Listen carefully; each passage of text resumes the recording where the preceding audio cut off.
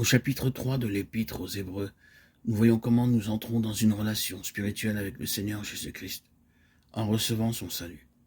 Nous ne recevons pas seulement le pardon de nos péchés et une place au ciel, mais nous devenons pour lui des partenaires spirituels en toutes choses. Cette relation est unique dans son genre. En d'autres endroits de la Bible, nous sommes appelés collaborateurs et partenaires de Dieu, car nous sommes ouvriers avec Dieu. Vous êtes le champ de Dieu, l'édifice de Dieu. 1 Corinthiens 3, 9. Puisque nous travaillons avec Dieu, nous vous exhortons à ne pas recevoir la grâce de Dieu en vain. 2 Corinthiens 6, 1. Ce privilège n'est pas accordé aux anges, bien qu'ils soient puissants, resplendissants et nombreux. Nulle part dans les Saintes Écritures, les anges ne sont appelés collaborateurs et partenaires de Dieu.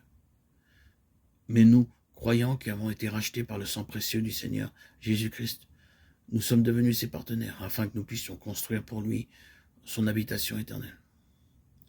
C'est un grand mystère. Dieu est tellement grand que même le ciel et son immensité ne peuvent le contenir. Et cependant, il veut que nous, des êtres humains, nous lui construisions un sanctuaire ou un lieu d'habitation. C'est en vue de ce but qu'il a amené son peuple d'Égypte en Canaan. Il a envoyé 10 plaies sur l'Égypte et sur Pharaon, et de sa main puissante, il a retiré les Israélites d'Égypte. Il a envoyé sa colonne devant eux pour les conduire.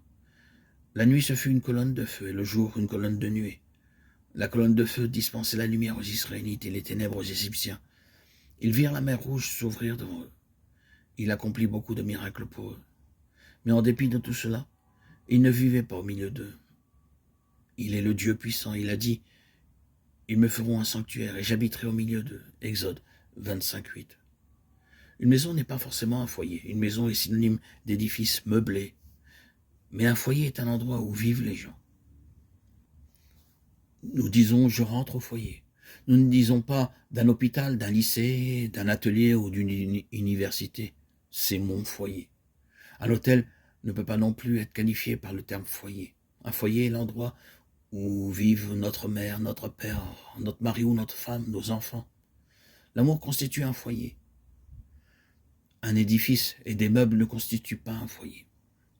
Dieu est amour. Son amour est éternel. Il est tellement grand. Il dit dans Jérémie 31, 3, « Je t'aime d'un amour éternel ». L'amour de Dieu est répandu en nous. De même qu'un père affectueux veut répandre son amour sur ses enfants, de même l'amour de Dieu est déversé dans nos cœurs. Cet amour de Dieu ne peut pas être répandu sur les montagnes, les arbres, le soleil ou la lune.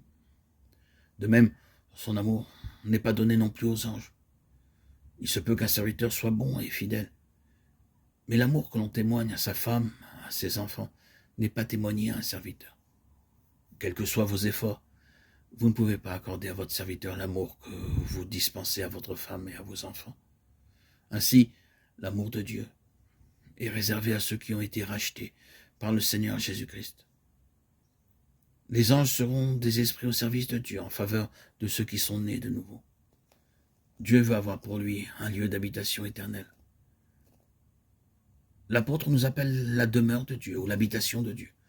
Nous sommes édifiés pour être la demeure de Dieu. Et vous-même, comme des pierres vivantes, édifiez-vous pour former une maison spirituelle, un saint sacerdoce, afin d'offrir des victimes spirituelles agréables à Dieu par Jésus-Christ. 1 Pierre 2, 5.